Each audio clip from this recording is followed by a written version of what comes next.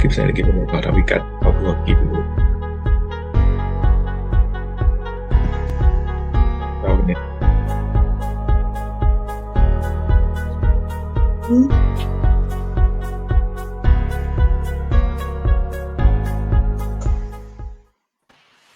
Hi, everyone. Welcome to MECCA Moments for February 26, 2021. We are on part 2 of our two-part series of Black Love. Of course, it's Black History Month. And of course, it's all about love in February. And so Black Love Part 2, we have so many great couples here and some resources for if you're planning on getting married or you're married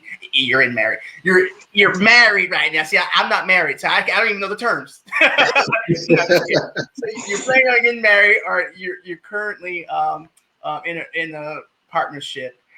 We have some resources for you too. Dr. Ebanks, welcome. Hello, Brandon. I love talking about Black love. So, when I saw the image for this week's show, it just made me smile so much to see like everyone on that, everybody Black. And then we have couples who have, been married for 26 years. And then we have, couples who are planning to get married. So it's a feel-good show today. Dr. Ebanks, can you introduce everyone?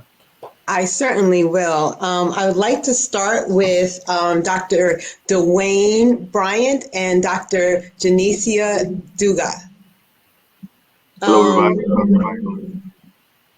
So Dwayne and Janicia met at Howard University in the doctoral program in school psychology. I was happy to say that I was their professor, and it was a joy to see their union grow throughout the years. So Dr. Bryant has published a series of children's books that highlights attentional concerns, executive functioning, spelling, and self-esteem. And Dr. Duga is a school psychologist for the San Jose Unified School District in California. Welcome, and thank you for joining us today. Next, I would like to introduce Leonard Bean and Jernita Randolph. Hi, Jernita. Hello. Jernita is an academic coach coordinator, and Leonard is an operations specialist. They met in middle school, but lost contact and reconnected on Facebook. Welcome. Thank you. Next, I would like to introduce Mr. and Mrs. Joseph and Titania Holman. Hello. They are college sweethearts that have been married for 26 years. They met in college at Norfolk State University and dated for 4 years and tied the knot in 1995. Joseph is a senior engineer at Exxon in Washington, D.C., and Titania is a program manager at the Department of Navy and co-founder of the Exceptional Travel Destination. They have 2 daughters. Alexis is 23 and Amaya 19. Welcome. Thank you. Thanks. Next, I'd like to introduce Dwight and Lachelle Franklin. Dwight and Lachelle met,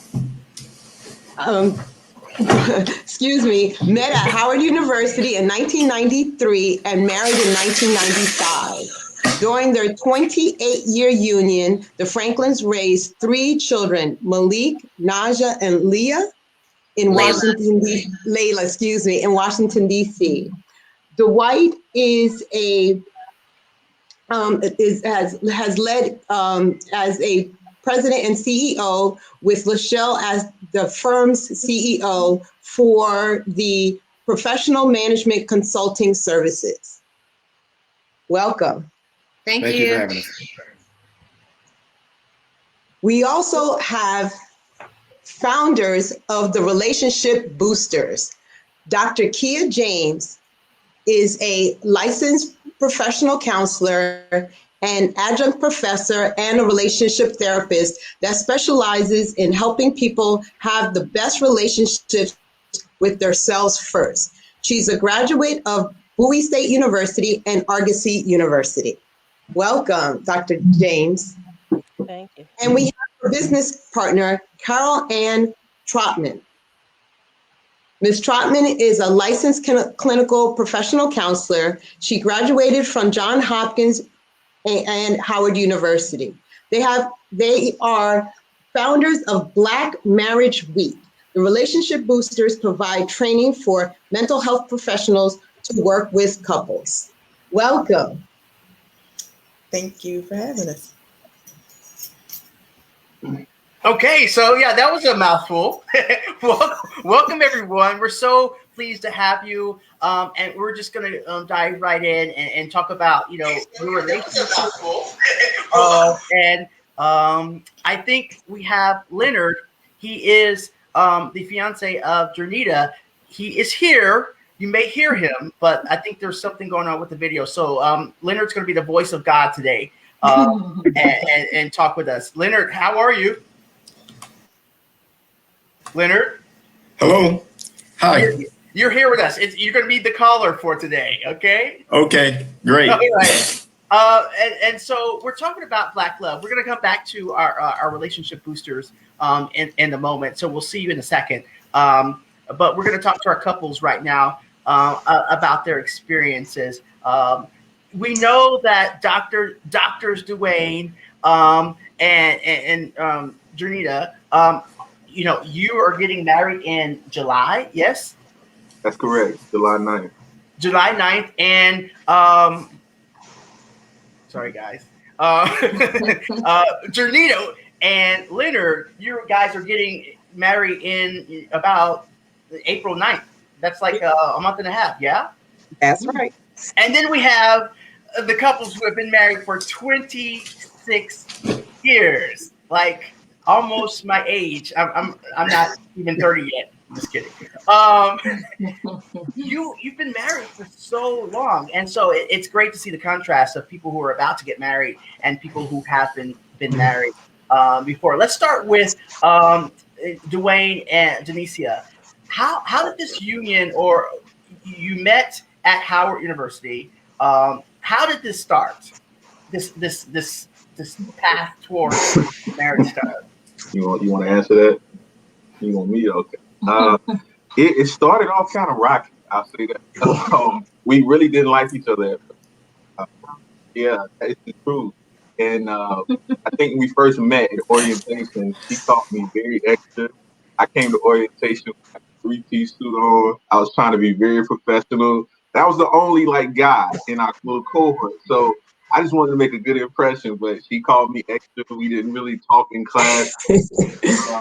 I thought she was cute, so I always tried to be in her groups. I tried to work with her, and slowly but surely, she saw that I was a very bright guy, and she kind of gave me a chance to kind of be friends. So that's the short version of how we actually met.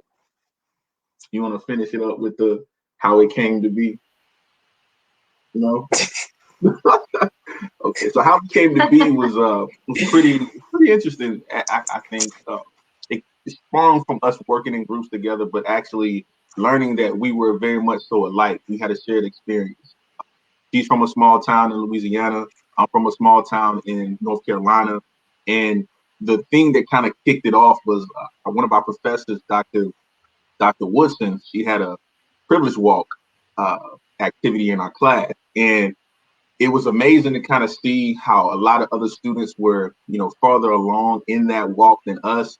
And it was a surreal moment where we were standing right next to one another. And I remember it like it was yesterday. We kind of looked at each other and was like, wow, we were right here together. And from that moment on, we it kind of merged us together because we started to do things together, hang out. And, that friendship grew into this thing of love. And it was a beautiful thing to me.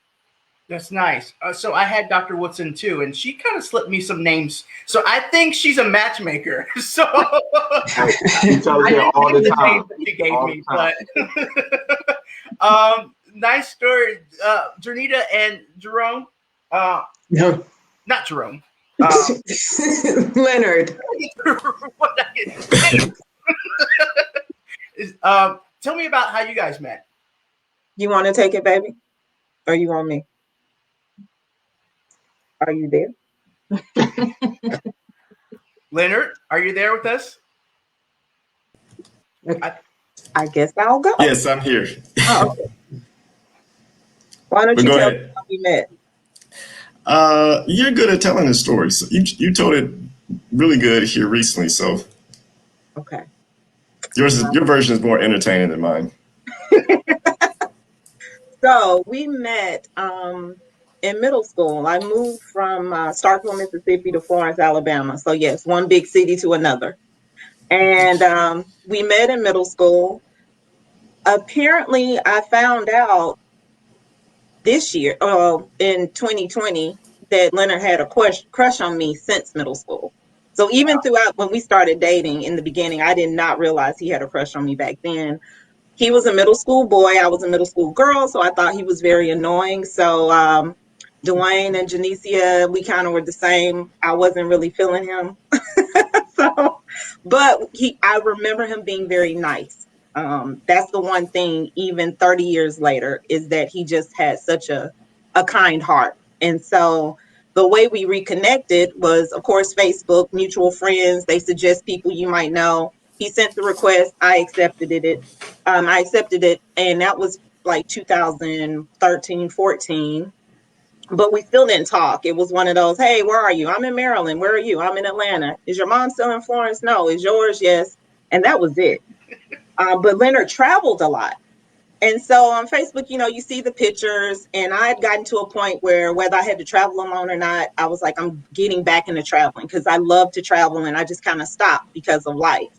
And so I reached out to him. We had already exchanged numbers. We exchanged numbers in like 2014. We just never used them. So I went in, found the number, and I called him. He answered.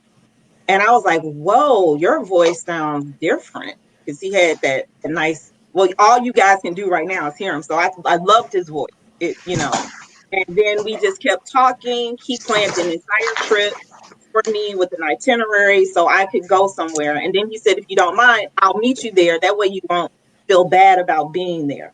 And so that's how we reconnected. And our first date was in Panama City, Panama. Nice. Leonard, it sounds like you took a lot of initiative. Yeah, I put out a little. Job. You said, what'd you say? He has the patience of Job. He waited it out. Since middle school. Since middle school. Tell me about that. How long, since middle school, did you ever imagine that this would be something that would happen? Absolutely not. Yeah. And so when it happened, what were you thinking? What did you think? I was excited. Like Janita mentioned, our first trip, I was really excited. I was looking forward to it. I think both of us pretty much went in. I wasn't expecting to go in as starting a relationship. It just kind of developed, I guess, on that trip to Panama. So yeah, Panama City. Panama City. It developed before we even got to Panama, because once the first conversation happened, we never stopped talking. We talked every single day for hours a day. So I feel as if the relationship was blossoming before we even made it to the trip. Nice. And then we have two couples who have been married for 26 years. Let's start with Joe and Titania. How did this start 26 years ago? Wow. When you think back, that's a long time. That's a long time. We will have different stories, his perspective and my perspective. And it's quite funny because friends always ask us all the time, and he makes a joke about it. But my senior year, I had planned, I wasn't going to date anyone. I dated quite a bit during the tenure at Norfolk State University. And then here he comes, literally the last semester of my senior year. And so I think our first date was at Hardee's. Do you all remember Hardee's? That's where we went because we didn't have any money. We were college students, so we went to Hardee's, and that was our first date. So you want to give your perspective? It's a little bit more comedy. Yeah. Okay. Well, that's the clean version. You know, she want to keep it very political. What really happened basically, Tanya and I, we had a mutual friend, and I used to see Tanya like freshman, sophomore, junior year. We used to see each other, but we never really talked. But it was a blessing, but God that He put us together. We really only started talking like it was our senior year, I guess the spring semester. So we just had like 3 months of school left. That was only God who put us together because we was at the same school for 3.5 years, and we just spoke, but we never had any relationship. But the thing is what she didn't tell you is my buddy used to tell me that I got this, this young lady that would like to talk to you. She said, you was very handsome. She liked the way you wear your hat, but she didn't tell none of that. See, and the thing is she was interested. I was getting ready to move out my apartment, just getting ready to reduce my size of my footprint, where I was going to school. And basically, she came over one night and just wanted to look. She said she wanted to look at some furniture, but I know the real reason that she wanted to come over to have, and have a long conversation. So we talked for hours that night. And since then, it's been love for the last 26 years. Yeah. Wow. Yeah. And 26 years later, you're still smiling, at least right now. Yeah, we are. We're still smiling. Yes, we are. We are.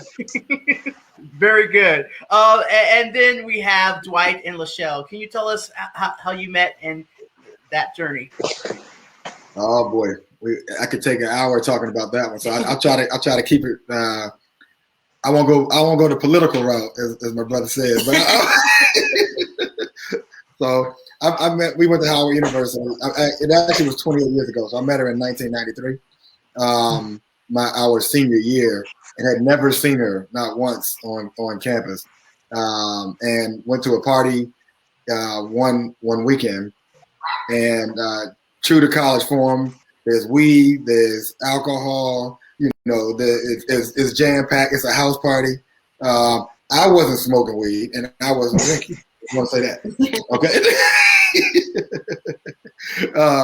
And so I was trying to move through a crowd of people, and it was just jam packed, like shoulder to shoulder, chest to chest, with probably hundreds of people in like a 30-room spot, and I saw this young lady walking towards me, and I never put my hands on women, never, but I could only get her attention if I worked my arm around all these people to try to grab her arm and gently guide her to me.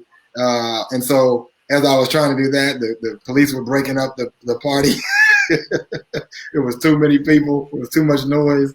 And so then it was just kind of chaos. And I had gotten her name, but I had forgotten it. I don't even know if I actually heard it because there was so much noise going on. And then the next weekend, I went to a party at a club, and I was actually. We always get this. We have this debate. One of us was walking in, and the other one was walking out. And I think I was walking out, and she was walking in. And she says the reverse. So I go with her version. That's probably the more accurate version. And then we both said we remembered each other. And then we went on the dance floor, and that was it. And that was kind of our half date. Then our first date, I didn't call her for 2 weeks. And my kids laughed at me. Like, it took you 2 weeks to call her? I said, yeah. You gotta let it marinate first. You can't just jump on. We'll talk about that later, because a lot can happen in 2 weeks in 2021. And so maybe with the relationship boosters, we'll talk about that. What is good communication? So yeah, 2 weeks, and then the rest is history. Pretty much. We started dating and just continued and grew from there into marriage, and then 3 kids. Yeah. Nice. And our first date probably lasted an entire night because we went to the movies. Yes. Yeah, we went to the movies, and then I started to take her home, and then I don't remember what happened, but all I remember was us driving around the city for like 5 or 6 more hours talking. Oh, wow. And that was our first date, and we've been dating ever since. So it's been a great experience. So I'm just glad God brought it to me. Aww, Oh, that's beautiful. that is. So you brought up a good, actually, it leads to my next question about dating. Like, how do you continue to date during your marriage or your union to be? You know, we just celebrated, Valentine's Day. Some people don't recognize that day because they, don't believe in the premise of it. But how do you keep the spark alive, as they say?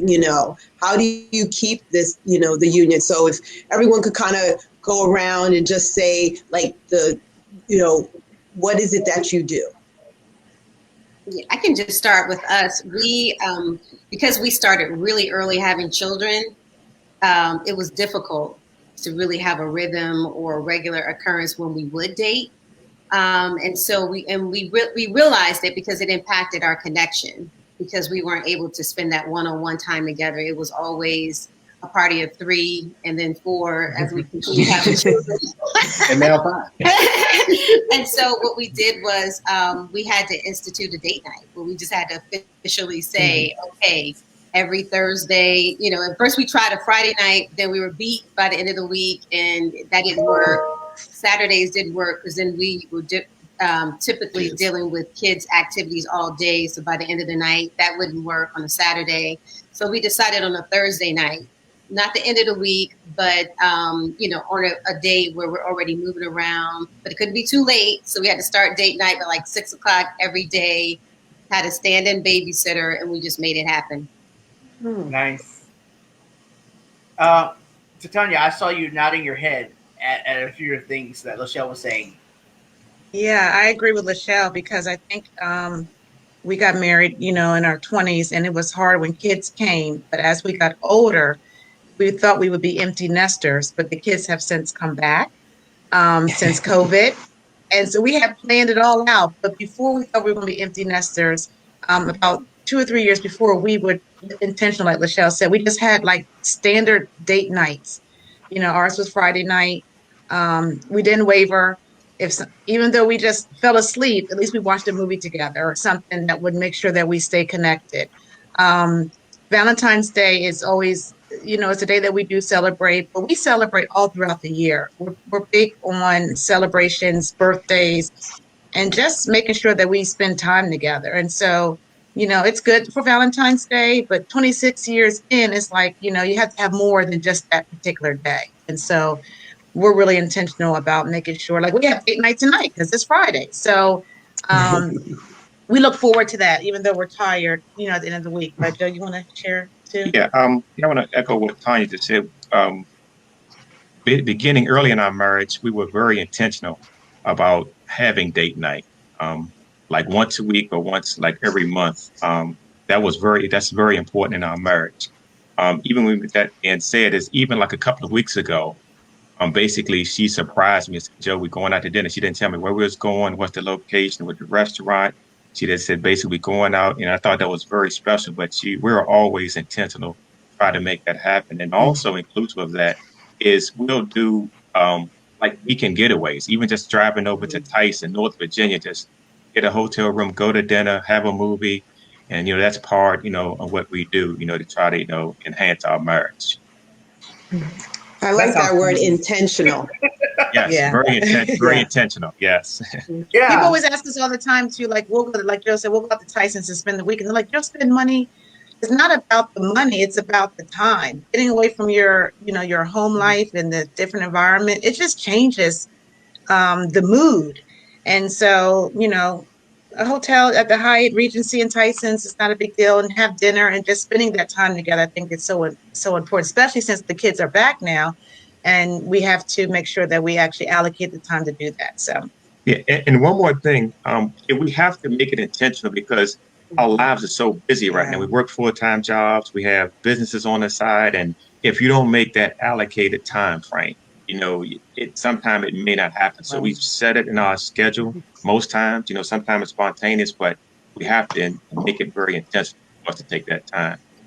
I think that's a great point. I think people make it a priority to get married, but they don't make it a priority to stay married. Exactly. So that is part of setting those intentions and reconnecting. Dwayne and Janicia, how about you? How do you keep it? The sparks as the moment you met each other.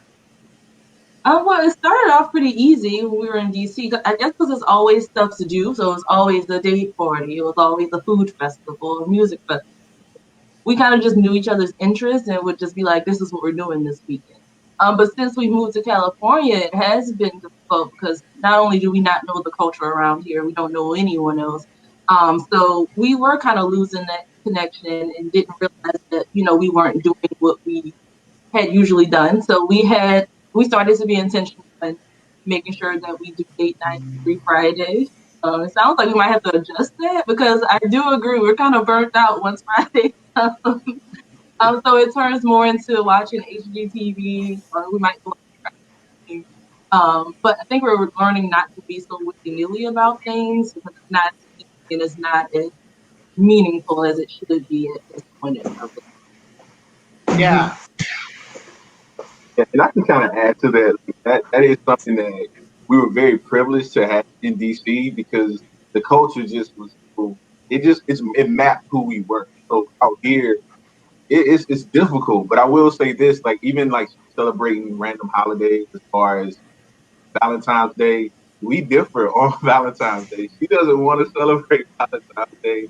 I'm kind of used to celebrating. So we're figuring out like, okay, how can we continuously surprise one another and be, intentional about certain things because we just view it differently. It's good on my pocket, but we still have to have those moments where like I'm feeling a little extra this weekend. So we're still figuring out. I'm taking notes from the OGs here right now.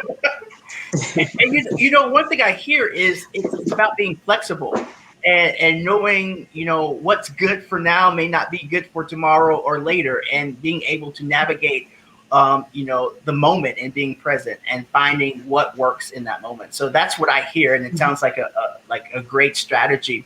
And then we have Janita and Leonard. You guys currently are long distance right now. How do you keep it fresh? How do you keep this, when you first talked and you first met up, and how do you keep it fresh throughout this process before you get married?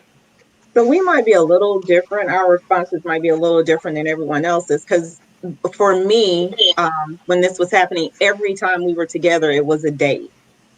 And so one of the things that I really was yearning for is what does every day look like for us? Because he would be flying into town or we would be flying to a country, and that's when we saw each other. It was typically on a vacation or a trip. And one of the things that the pandemic did afford us was that time to just exist together. So that was very important for us, is just being able to be still and experience the other person. And it doesn't have to be doing something. And Leonard thinks big.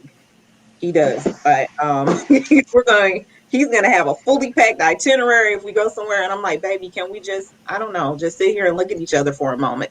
So it's trying to find that space and for just being together and both of us understanding it. And I know he wants me to have everything. He wants me to experience all the things, and him understanding that the thing that I just really want to experience more than anything in the world is just being with you. It doesn't matter what we're doing. And so we had to get to that place. And once he realized that he really is enough, he's all that I want, that we have a very nice stride. Now we still do things because we both like to move, but for us, it was that stillness that we were wanting. Or Leonard, for Leonard, how do you feel hearing that from your fiance? It's assuring. She made a valid point. COVID did give us the chance to actually just be in the house and understand how people how each other maneuver day to day without us traveling or being somewhere else, cooking, getting up in the morning, making breakfast, making dinners, and having those on the couch watching television, those date nights at home. So that brought that to my attention, and actually I enjoy it. Enjoy hearing that. Yeah.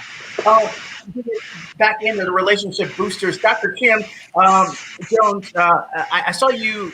I saw Kia James.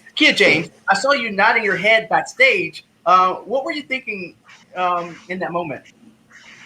That a lot of the things that I hear are things that we hear in couples that are successful, that they prioritize dating, they make it intentional, they want to connect.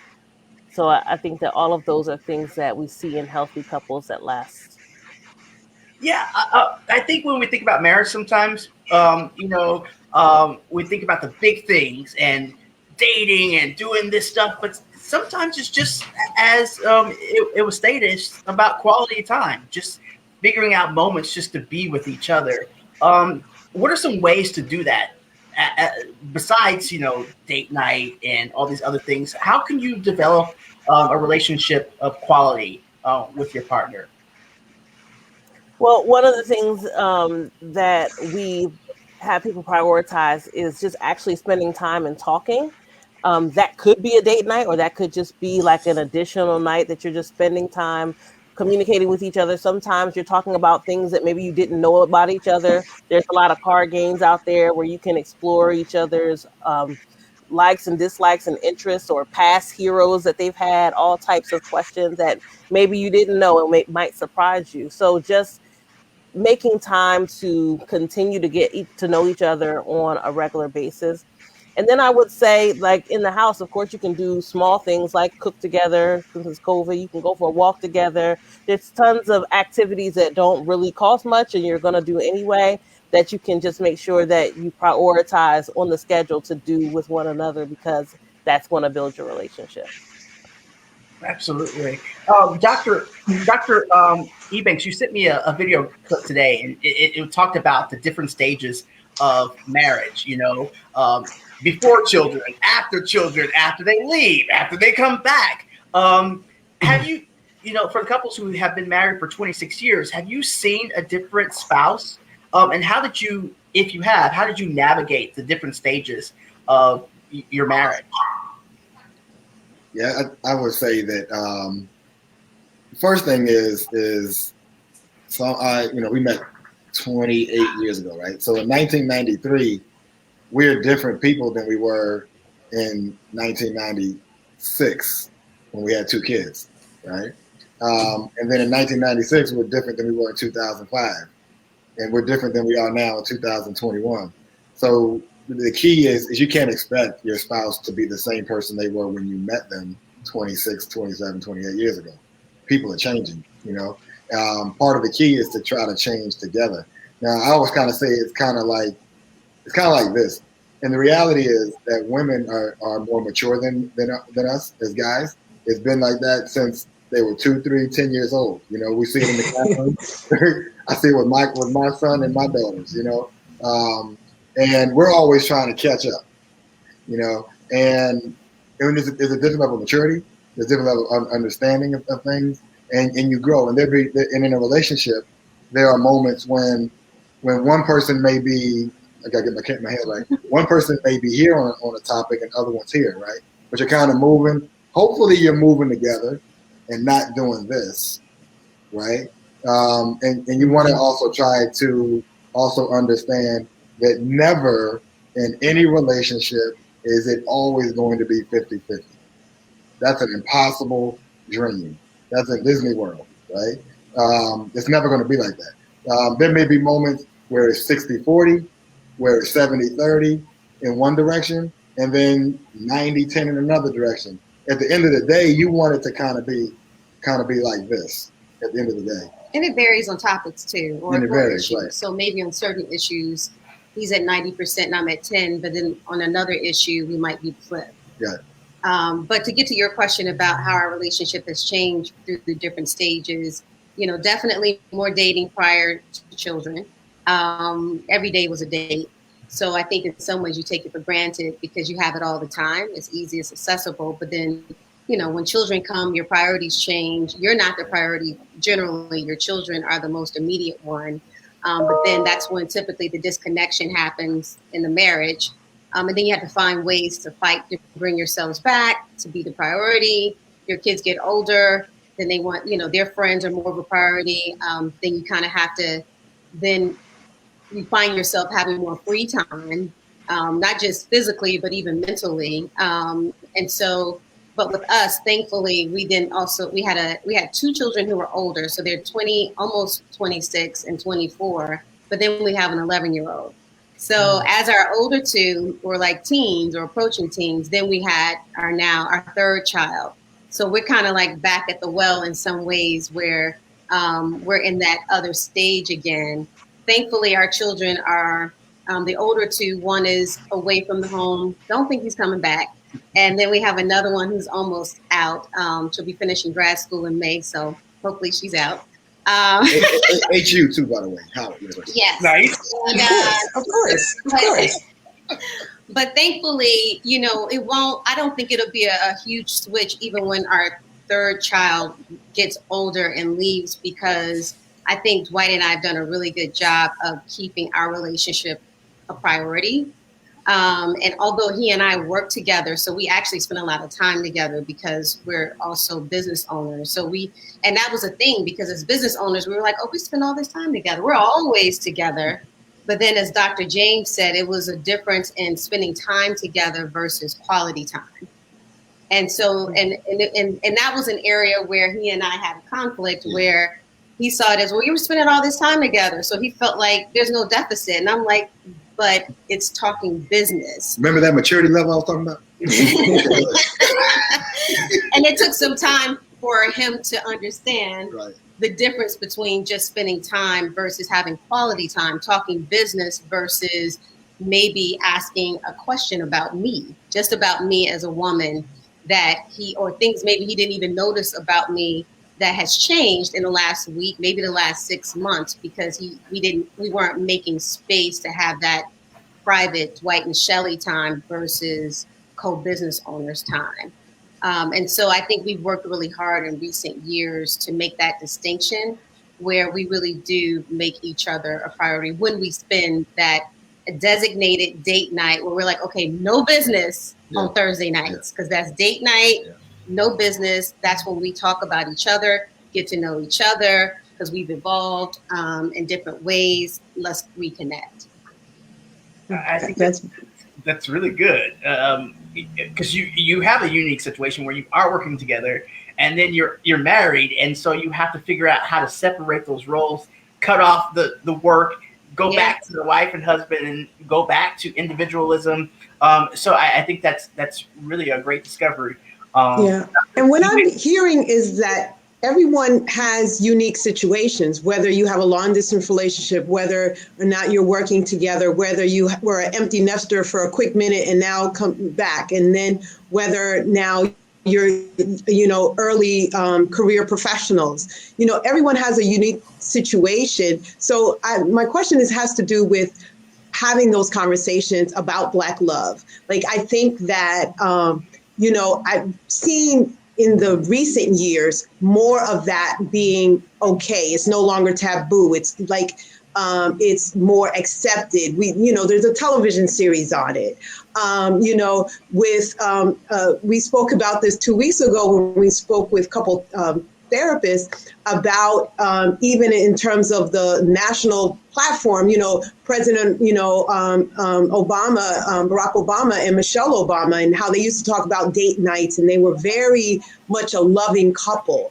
And we have the relationship boosters who have if you could please speak about your Black Marriage Week, how has it evolved in terms of having it's okay to talk about Black love?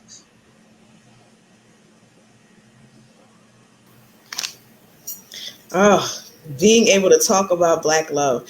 Well, actually, for us, it evolved because we were finding that initially it wasn't okay to talk about Black love, and the narrative that was being put out there was pretty negative about Black couples being strong or Black couples being able to have healthy relationships. And then we saw the push for a lot of interracial relationships in media, and that was more acceptable than a totally Black couple. And we really wanted to make sure that people recognize the the love and the community in just being Black and in relationships that the media doesn't necessarily portray about us, but we see it in the work that we do.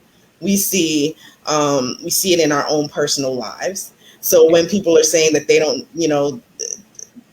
Black women are angry or they're hard to deal with, or Black men are aggressive or they're not around for their children, and that type of narrative, we know that that wasn't true. And we wanted to put it on main stage that that wasn't true. And we wanted to make sure that people saw what we saw in our communities, in our lives, and in our practices, which were healthy people always trying to make sure that their relationships were in a good place and working towards something that was better for their family and their legacy. So Black Marriage Week is for couples as well as for singles. And we really want the singles to see it, because that media narrative is being pushed at them, like you need to find somebody outside of your race. We don't like that. And so we really are pushing to let them see that, no, you can, if you choose to do that, that's perfectly fine. Love is love, right? But don't choose to do that because you assume or that you're being told that you can't have a healthy relationship with another person within your race. So, that's basically our cause behind Black Marriage Week and our movement.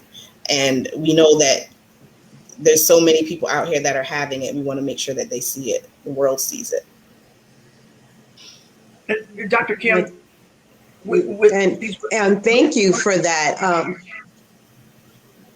Go ahead, Dr. Eubanks. No, just thank you for sharing that. The timing is off. This is with the media. But so for any of the couples, like, do you have couples that you not like, I don't want to say mimic, because you certainly don't want to mimic, because as I stated, everybody has unique situations. But have you all been like guided or have, looked at other couples to grow from them? As Dwayne says, the OGs, do you have people that you can go to and talk to about marriage?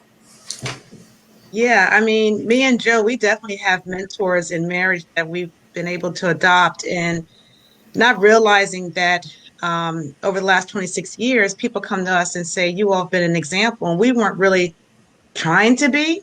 But it's good that we are, because I think that people give up on marriages too soon. Like, it has not been clean sailing for us. We've had ups and downs, ebbs and flows. We've grown in different areas and haven't grown in different areas at the same time and not at the same time. So we have to find your own rhythm. And so no two marriages are alike. And so we do have mentors that we lean upon, that we may want to go if we have, some challenges that we're working through, and we have someone that we can trust that has set the stage of how we want marriage to look. My parents were married for 52 years. And so they poured into us. We actually listened to them. They were mentors of us. They're no longer here today, but we still have model marriages that we look up to and that we go to for advice. And we also want to be a model marriage. We want to be a model marriage for our girls.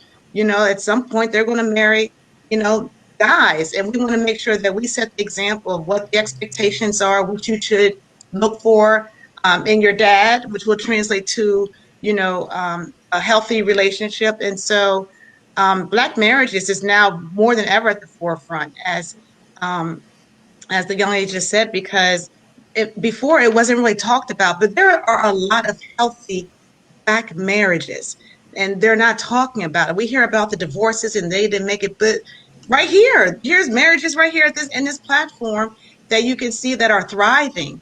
Facebook groups, they have, marriages, Black marriages that people are doing well. And so we have to get the word out there that you just have to work at it.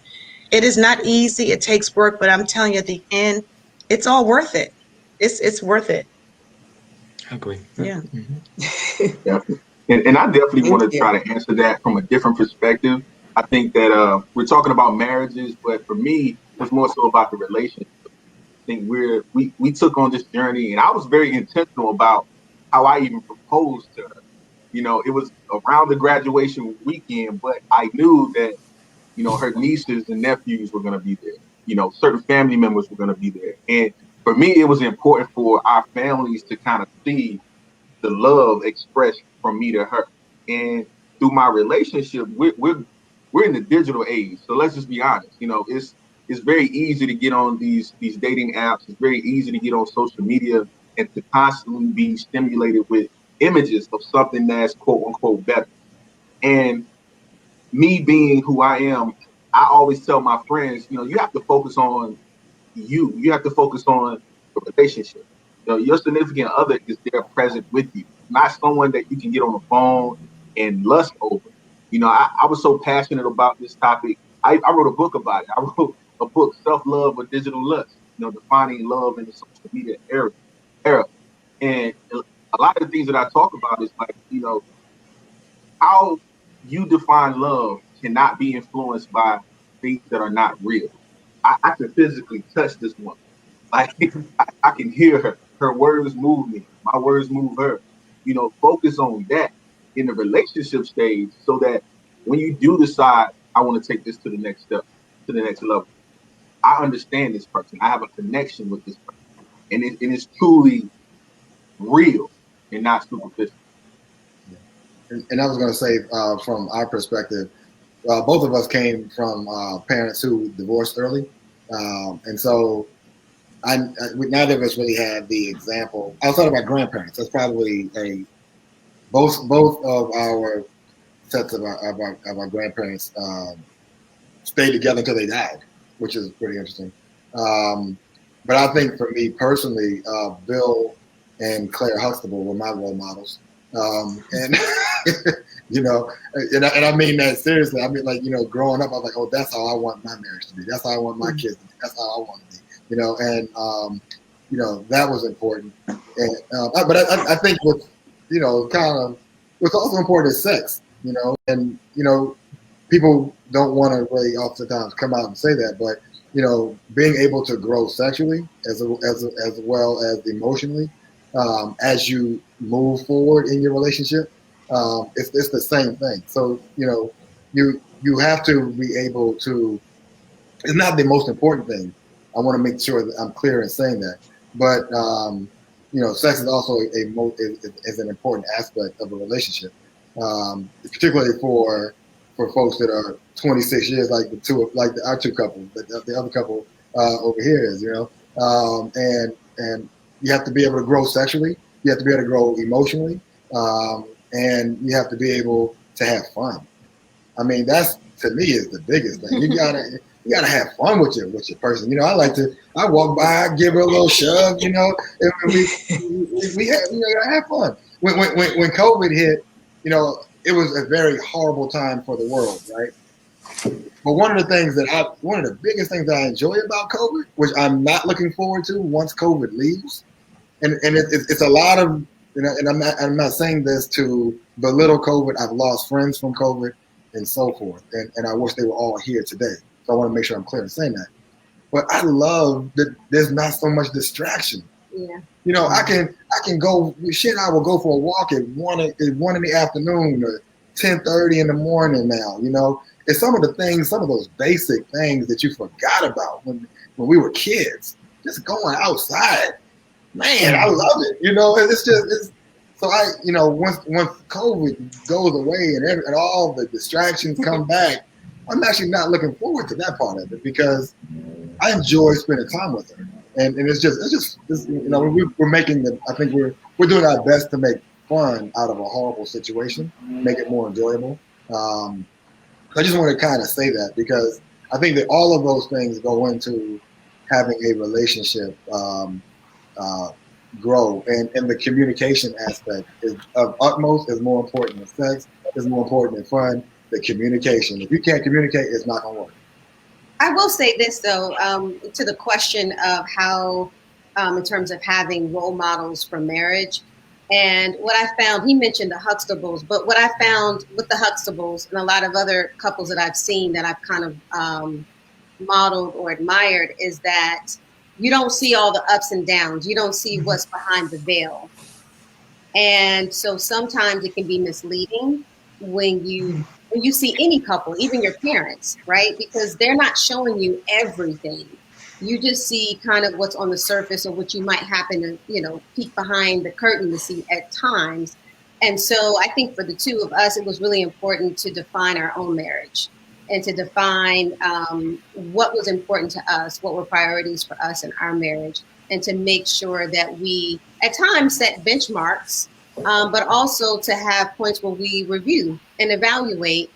But then also, as we've aged, to also give ourselves rooms to change our mind, because we have changed. So what might have been important at 26 and seemed so important and was a top 1 to 2, now it might be 4 or 5 on the list. But not on the list, right? Or not on the list, but to give ourselves the freedom to change our minds, to have that flexibility, to know that as life change, as we change, our needs also change, but to make sure that we're constantly reevaluating and reprioritizing as we go along, to make sure that we're still compatible, to make sure that we're finding new things to fall in love with each other about, which is really important too. Very nice. Dr. James, can you talk a little bit briefly about kind of with your work, destroying those myths, but also instilling a little bit of reality? The images are good, but then, as Michelle says, the reality is also important to know. How can you balance those two? Well, I think focusing on some of the things that are helpful in relationships, such as, of course, like communication, how to do it so that you can have those realities, but also talking about behind the veil too. Like, things don't just magically happen. So really just communicating or helping people to understand the fact that there's things that go into that are really important, and communication is one of the big ones. And if you do certain things, it's going to increase the likelihood of you not being able to show up in a relationship where you and your significant other are happy, healthy, and vibing, together, versus, if you're talking nasty to each other, if you're criticizing each other constantly, if you set a culture in your relationship where you can't share or it's not safe to talk, then understand that you're going to end up in a space where you might just grow apart, right? Because you stop sharing stuff with each other. You start kind of like maybe thinking, like filtering through information. You might even start sharing with your friends instead of sharing with your significant other, which is going to cause huge risks. So I think just helping people to understand, like, what are the tools and the things that you need to do to be successful, and also letting them know that those images, they're definitely real, but there's also work that goes into that you cannot neglect, and there's no way around that. Trinita, I see you nodding your head. What were you thinking in that moment? I was just agreeing on the work part. Leonard and I are late to the marriage table, but so we're both older.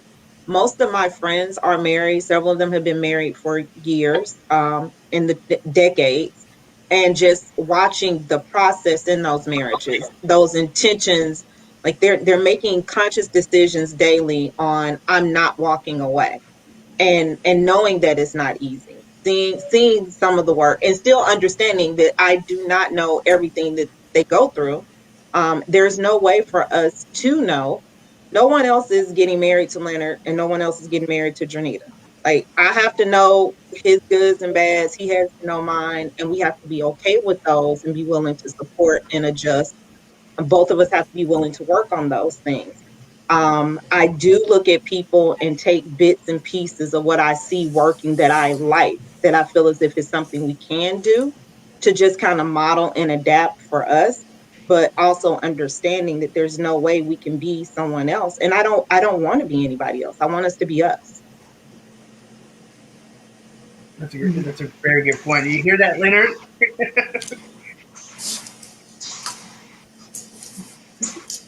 Leonard, are you with us? Yes, I'm here. I'm sorry. Yes, I think one of the things is we mentioned we would pre-COVID, before we would travel a lot.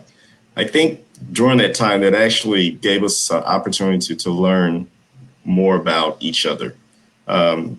Basically, just rather than like going to a movie or going out to dinner, you're pretty much putting yourself in a situation where you're going to see this person stressful.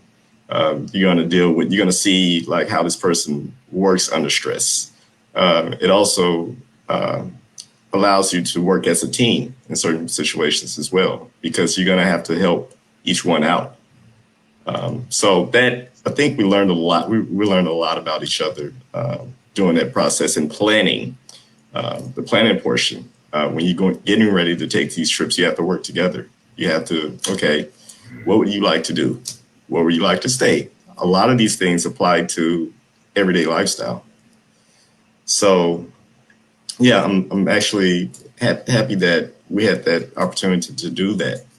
So I think in some sense it made the stay-at-home portion, stay-at-home dates, and just spending time with one another even better, because we understood how each person somewhat adapts in situations. So I don't think we were at the point where it's like, okay, I got to get out of this house, or it's like, I got to do something. But yeah, I think that was important in our relationship, and the communication piece. You always could be better. And I think that's important, and having patience, working on that as well. Mm-hmm. Mm-hmm. So, Dwayne and Janicia, I saw you guys reacting to something that Leonard said. You want to talk about that? My reaction was somewhat like relating to what he was saying, and then also just how our situation is a little different because we're younger and we don't have many other friends that are married. Like I only have one friend who's married, so we don't really have, tangible mentors. But the reverse is that people looking at us to be somewhat of an example, and it's just like they picture us to be kind of blemish free. And when we do have our moments where we're kind of talking things out, they get nervous, and it's like we always recover, but it's like, oh, we didn't know that. You guys have disagreements, so it's just like wanting and like appreciating the fact that we're working most of our to pursue serious relationships, but it's just also like I'm somewhat scared of their responsibility. Right. Yeah, and then too, it's like being kind of. I have friends who are. Like, I'm normally the youngest friend in the group. I don't know how that happened, but I had a lot of older friends who went on to get married. A lot of older men, and for me, I learned from seeing. So I learned how to point out things that I wouldn't do, or that it wouldn't work for my situation. Like he said, when we're kind of talking things out. What people consider an argument for us is really not an argument. We're just like really talking, and we get lost in a room easily. So if we're talking and we having a disagreement, we're really having a disagreement, and we really don't care who's around. It's hard explaining it. So the women's like very intense, but now we're to the point where we're like laughing about it. We're not upset and feeling like that's the main priority. So we focus more on staying married. So we actually couples counseling together, and that's been good because it's identified things that we were doing anyway, but we weren't like making it a point to stay consistent. We would just do it when we think of it. But like now it's like we know that it's important for both of us to like initiate that. Yeah, these actions, these activities, and putting a label to it. We didn't put a label to it first. We just do it and don't think about it. But yeah, I know Dwight and Michelle have to leave in about 1 minute, but before they go, give us one word that describes a relationship and the future of that relationship. That's a good one. A word Evolving. Yeah. And I want to add to that. Another word? Yeah, I want another word. Fun. Yeah. You got to go through life and have fun. You know, Mhm. that's how I believe, and I just think that you live once, enjoy it, and who better to enjoy it with than your spouse.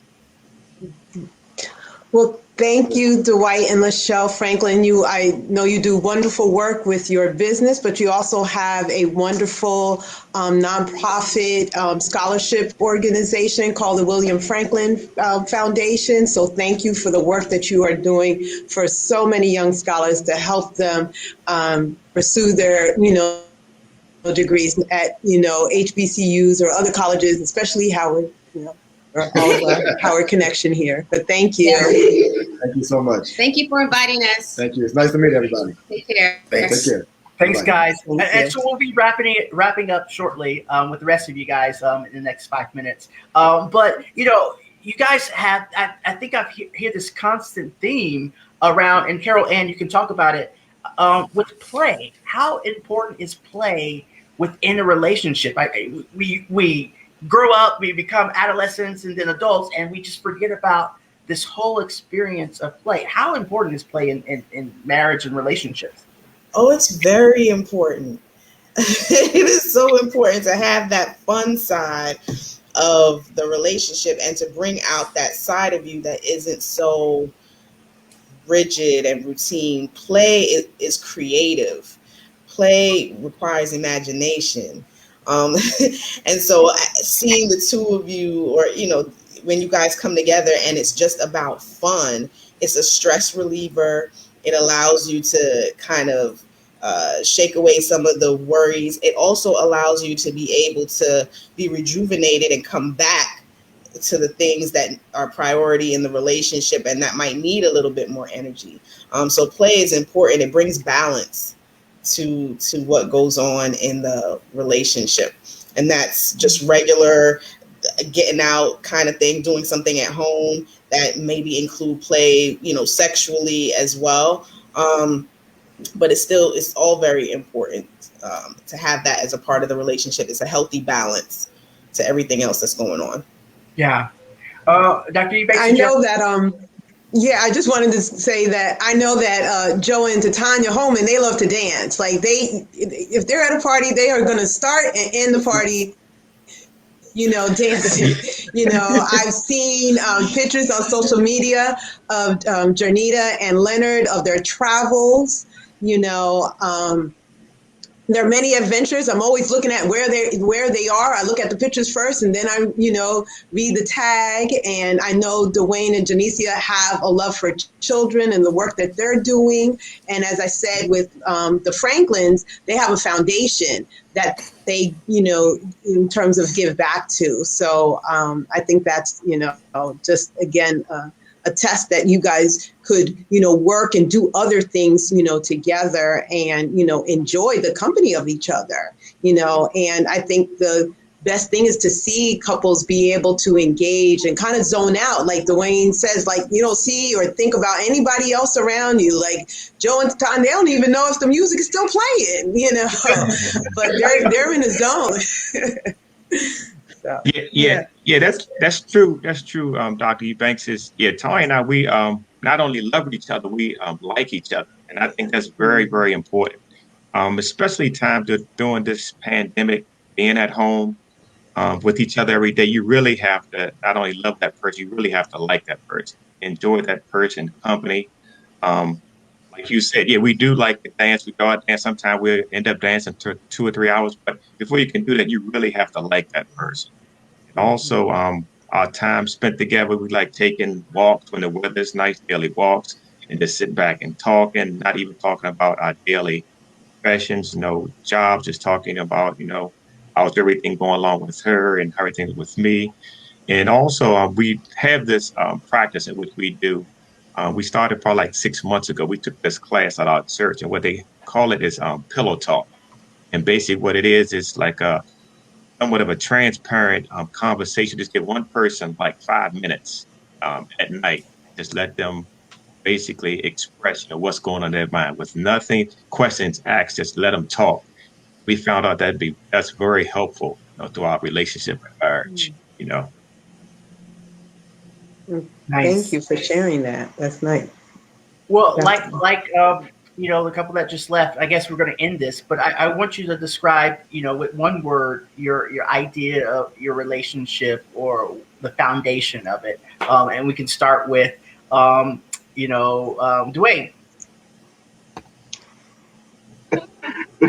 um, one word, and we were laughing because it's the word. I was gonna say laborious. That's what inside the word we learned at Howard in class. But I would say joyful. Joyful. You said joyful. Say spontaneous. Spontaneity. Yeah. Okay. Nice. Mindfulness. Janita. Joe into. Adventurous. I would say exciting. Nice. I would say blessed. We are blessed, very much blessed. I would say fun too, exciting. Nice. Dr. James and Carolyn Trotman, can you just talk about really quickly what's going to happen at this Black Marriage Week event that you have coming up and when it is? Yes, so it is March 26th through the 28th. And basically, it's an event. It's all about boosting love, really connecting with either finding a partner that's good for you, helping you through that process, or enhancing the relationship you already have. So for couples, we have a couples yoga expert coming to help to connect you with mind, body, and soul. So it's not just talking; they're all hands-on like activities as well. We have a few couples coming on to share some tips that they've used with communication, and of course, we're going to be sharing all the strategies to effectively communicate as well. In addition, we are going to specifically talking about things that are impacting the Black love and Black community because we want to make sure that these things are not negatively impacting our relationships. We know that the narrative exists, as Carol Ann shared a little bit earlier, and we want to dispel that. We want to make sure that, generations to come know that, we can be strong, we are strong, and we can have successful, loving relationships. And the other thing that we're going to be doing is having talks about sex and vulnerability and all of that kind of stuff. So just really getting deeper into your relationship and make sure that it's bound to thrive even after this, COVID disappears and everybody has to go back outside. I don't know if there's anything else you want to add. Oh, go ahead. Yeah, so I just wanted to add, so, it's a 3-day online event. So anywhere in the world that you are, you're able to access that and see that and be a part of it. And once you're in, you have access to everything. So if you want to hop around and see some of the different breakout rooms, that's perfectly fine. Now with the VIP ticket, you do actually get to keep the recordings of everything, and you get to take that with you and rewatch that, that experience. But yes, so we wanted to make it robust so people had a lot of information to use and to actually take home and take back to their relationships and have some fun while doing it. And you can register at blackmarriageweek.com. blackmarriageweek.com. Well, everyone, this has been a great hour. We could talk for like so much more about everything. I've been smiling. I've been thinking in my head, who can I marry? So this has been a great inspiration. Me too. Yeah, Dr. Ebanks, we're going to have a brainstorming session after this. This has been, I'm sure people who are watching this, inspired by how you display and how you practice your Black love and just loving yourself and each other. And I think anyone who have watched over this hour got some great tips. And I'm definitely inspired. Yeah. And Dwayne and Denicia, perhaps, we'll have you back to talk about social media and love, because that's a lot of stuff going on with that. But of course, please come back. Dr. Ebanks? Yeah, I just wanted to thank everyone for taking the time in your very busy schedules, but also most importantly about your transparency, because as for some people, this is not, comfortable to talk about. And I certainly appreciate your transparency. Thank you, Dr. James and Ms. Trotman, to talk about your organization and how you're boosting love and relationships. And so everyone enjoy your Friday date night. And your weekend. So continue just Black love, just Black love. Yeah. Guys, stay with us a moment. But everyone out there, thank you so much for joining us. We'll see you back here in about 2 weeks. Bye. Yes. Thanks. Bye.